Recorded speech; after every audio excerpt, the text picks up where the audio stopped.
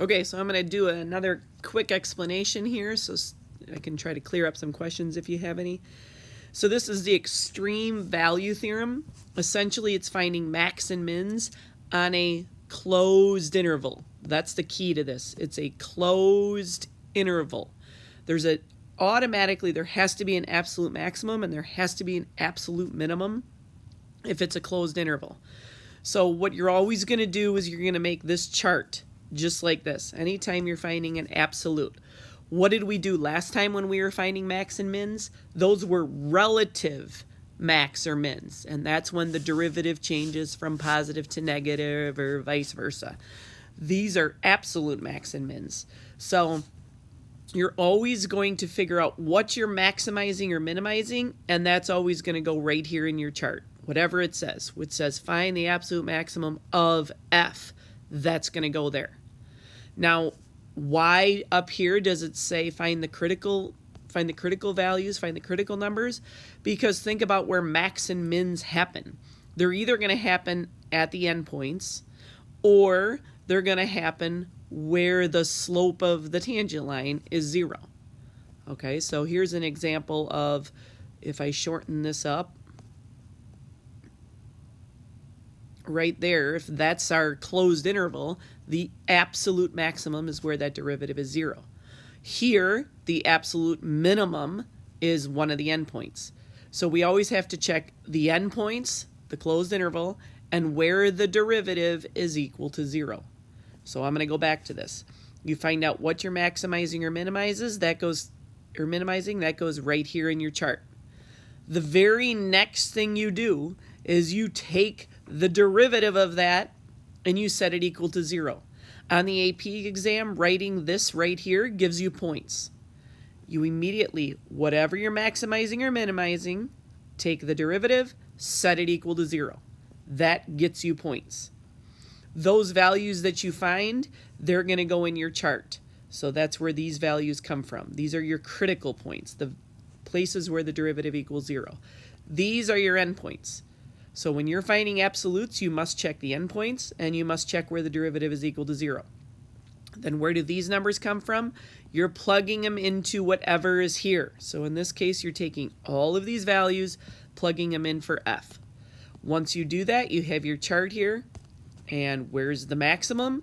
It's the biggest number. Where's the minimum? It's the smallest number.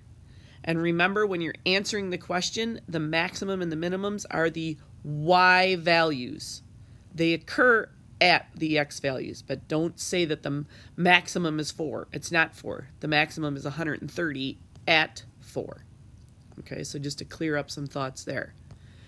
On this one here, number 2, this first part is just asking where f is increasing and decreasing, so that reviews what we did the other day.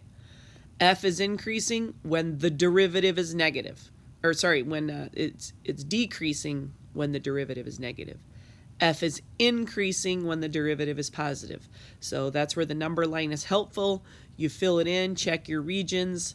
We've done that before.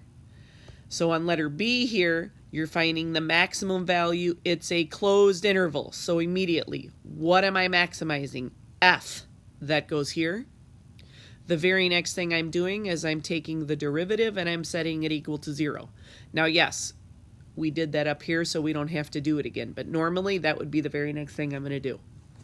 I find those critical points and I put them in my chart. So I have my endpoints for my interval and I have where the derivative is 0. Where am I plugging these? Into f of x in this case. Whatever here, that's where I'm plugging. And then I look, I want the maximum value. What is the maximum value? It's the biggest one. There it is. So the maximum is this at x equal to 5 pi over 3. But to answer the question, that's the maximum.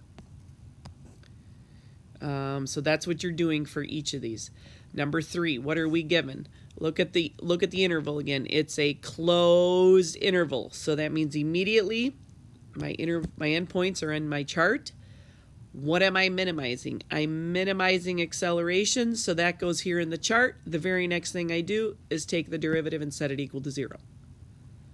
So the max and mins occur either at the endpoints or where the derivative is equal to 0. What are we maximizing here? Maximize velocity. So immediately I put velocity here. That's what we're maximizing. What do? I find the derivative of velocity and set it equal to 0. So this one you got to be careful because you were given position. So you take the derivative of that to get velocity, but then we are maximizing the velocity, so that's why we have to take the derivative and set it equal to 0. Here are our endpoints. Here is where the derivative of velocity is equal to 0. Where am I plugging these values into? Into the velocity. So you're taking these values, plugging it up in here into velocity. The maximum was 3. That's your answer. Okay, so hopefully that clears it up again. All right, until next time.